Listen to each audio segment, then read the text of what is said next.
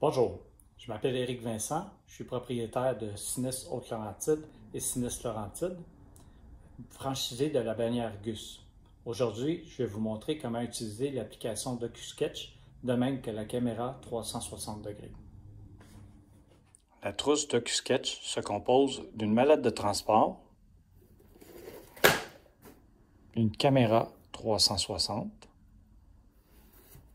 un trépied et une lampe d'appoint à diverses intensités,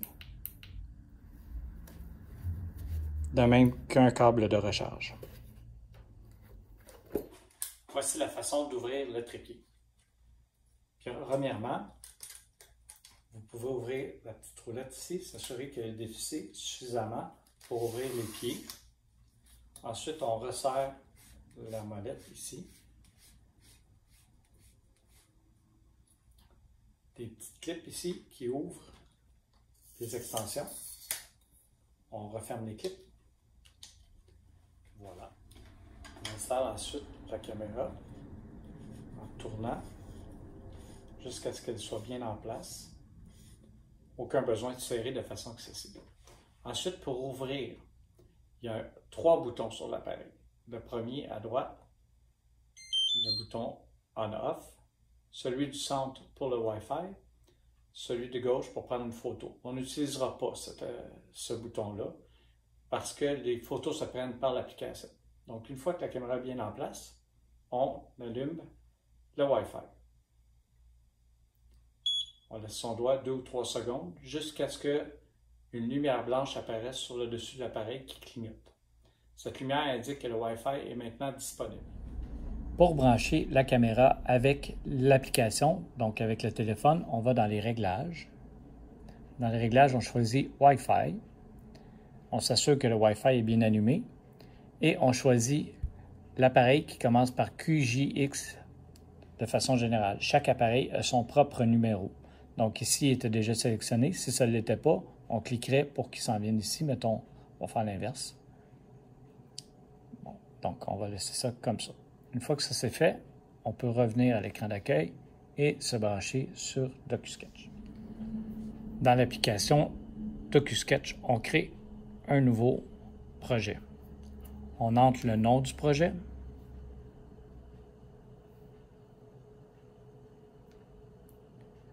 La hauteur de caméra, par défaut, est à 5 pieds. Si vous utilisez le trépied met la caméra à 5 pieds. La hauteur du plafond, bien important de la mentionner ici. C'est un menu déroulant pour la changer. On peut mettre jusqu'à 7 pieds et jusqu'à 20 pieds. On va le laisser à 8 par défaut. La plupart des maisons, au rez-de-chaussée, les plafonds sont à 8 pieds. On met l'adresse de la maison, le nom de la rue,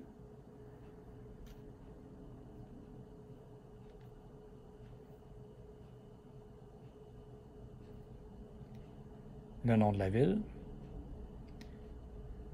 Ensuite, vous ne verrez pas les autres champs à cause du clavier sur l'iPhone. Donc, vous faites continuer. C'est la province. Ensuite, le code postal. On continue.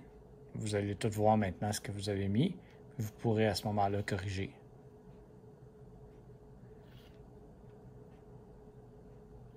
Et on fait compléter.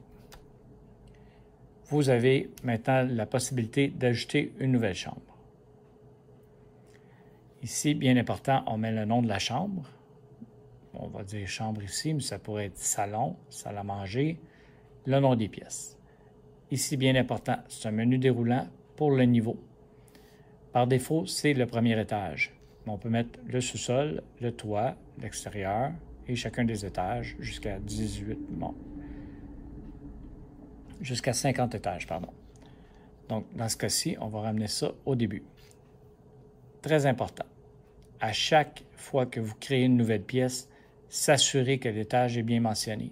Parce que si vous prenez le sous-sol puis vous le mettez au premier étage et qu'on commande un dessin avec ça, ça va avoir l'air de n'importe quoi. On peut encore, à chaque pièce, préciser la hauteur de la caméra et la hauteur du plafond.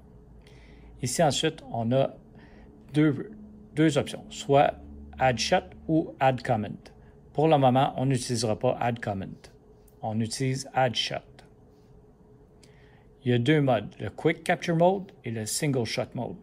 Quick Capture Mode, c'est prendre des photos individuellement pour chacune des pièces, qu'on soit d'un côté ou de l'autre de la caméra.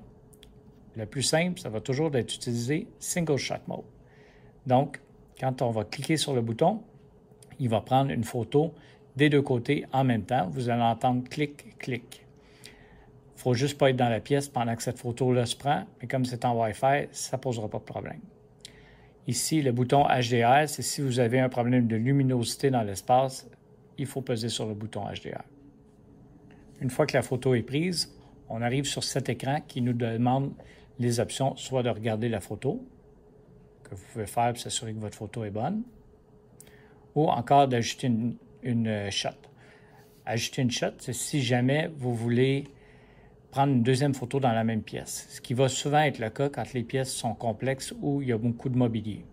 Dans ce cas-là, on clique sur Add Shot, on resélectionne Single Shot Mode et on reprend une nouvelle photo.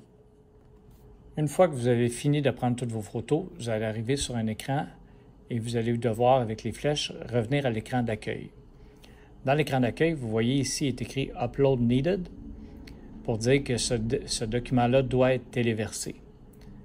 Puis, il y a trois petits boutons en bas ici qui donnent des options. Upload, Share Access, Add Timeline ou Enter Virtual Tour. Celui-là, c'est un dossier déjà téléversé. Donc, vous, ce que vous allez avoir sur un nouveau dossier, vous allez avoir Upload ou Delete. Bien important de faire Upload. Mais pour faire Upload, vous devez être dans un environnement Wi-Fi ou avoir le réseau cellulaire. Donc, l'idéal, c'est de faire le Upload une fois que vous revenez au travail à la fin de l'urgence. Je tiens aussi à vous mentionner qu'on vous demande de prendre des photos de QSketch à deux moments lors d'un dossier d'urgence, soit à l'arrivée, avant de faire quelques travaux que ce soit, et au départ, une fois que tous les travaux sont terminés et qu'il ne reste que les équipements d'assèchement sur place. Ceci va permettre à l'expert de voir ce qui s'est passé avant notre intervention et ce que nous avons fait comme intervention. Quand on a terminé de prendre les photos, on referme l'appareil avec le bouton. On dévisse l'appareil. Délicatement, on s'assure de ne pas échapper l'appareil photo. On défait le trépied de la même façon. On défait les clips. On referme la clip. On défait la clip. Referme la clip. Ici, il y a le collet de serrage qu'on doit desserrer. Si on desserre trop, c'est pas grave. Il ne sera pas brisé. On referme les pattes. On peut resserrer un petit peu le collet de serrage, puis on dépose ça dans l'étui. Quand vous êtes de retour au travail, bien important de remettre l'appareil sur la charge. La batterie de cette caméra-là n'est pas très puissante. Donc, on peut faire un dossier, deux peut-être, mais au troisième dossier, c'est sûr que ça ne fonctionnera pas. Si vous ne voulez pas être mal pris sur un dossier avec une caméra qui ne fonctionne pas, bien important au retour au travail, de remettre la caméra sur la charge. Pour charger l'appareil, on tourne l'appareil sur le côté. Ici, il y a une petite trappe qu'on ouvre délicatement. On peut tourner le petit clapet. Puis ensuite, on branche le câble micro USB à l'intérieur, délicatement toujours.